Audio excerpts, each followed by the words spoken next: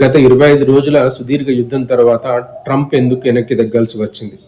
So Trump వెనక్కి తగ్గడానికి గల ముఖ్య కారణాలను మనము ఈ వీడియోలో విశ్లేషిద్దాం. ముఖ్యంగా మొదటిగా చూసుకుంటే హార్మోజ్ జలసంధి అనేది పూర్తిగా ఇరాన్ ఆధీనంలో ఉంది.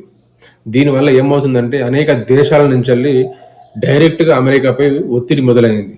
దీనివల్ల ట్రంప్ వెనక్కి తగ్గాల్సి వచ్చిందని చెప్పేసి విశ్లేషకులు భావిస్తున్నారు. అదేవిధంగా చూసుకుంటే గల్ఫ్ దేశాల నుంచి తీవ్రమైన ఒత్తిడి అమెరికాకు డైరెక్ట్ కనబడుతుంది. సో ఆ గల్ఫ్ దేశాలు అమెరికాపై ఎందుకు తీవ్ర ఒత్తిడి పెడుతున్నది అంటే, ఇక్కడ మనం చూసుకుంటే గల్ఫ్ దేశాలు ఉన్న ఎయిర్ బేసెస్ నుంచి వెళ్ళి, గల్ఫ్ దేశాలు ఉన్న ఆర్మీ క్యాంపుల నుంచి వెళ్ళి ఇరాన్ పైన అనేక దాడులు చేస్తున్నది అన్నట్టు. సో దీనికి ధీటుగా ఇరాన్ డైరెక్ట్ గా గల్ఫ్ దేశాల మీద బాంబు దాడులను ఉధృతం చేసింది. దీనివల్ల అక్కడ ఉన్న దేశాలలో ప్రజల నుంచి అక్కడ ఉన్న ప్రభుత్వాలకు అనేక ఒత్తిడి రావడం మొదలైంది. దీనివల్ల గల్ఫ్ దేశాలు మొత్తం అమెరికాపై భారీగా ఒత్తిడి పెట్టినట్టు విశ్లేషకులు భావిస్తున్నారు.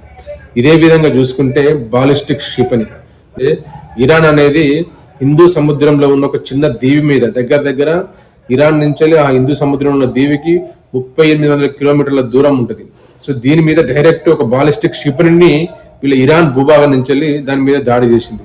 సో దీన్ని బేస్ చేసుకుంటే పశ్చిమాసియాలో ఉన్న ఏ కంట్రీ మీదనైనా ఇరాన్ దాడులు చేయవచ్చు అని చెప్పేసి అమెరికా భావిస్తుంది. అదేవిధంగా ఇజ్రాయెల్లో ఉన్న అనేక అణు స్థావరాల మీద కూడా ఇరాన్ దాడి చేయొచ్చని చెప్పేసి అమెరికా, ఇజ్రాయెల్ సంయుక్తంగా భావించి అమెరికా వెనక్కి తగ్గిందని చెప్పేసి విశ్లేషకులు భావిస్తున్నారు.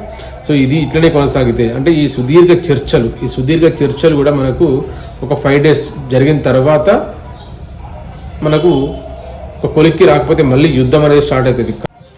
దీంతో పాటు ఇక్కడ మీరు ఒక ట్విస్ట్ గమనిస్తే, ఈ అమెరికాకు మరియు ఇరాన్కి మధ్యవర్తిగా దేశంగా పాకిస్తాన్ ఉందంట.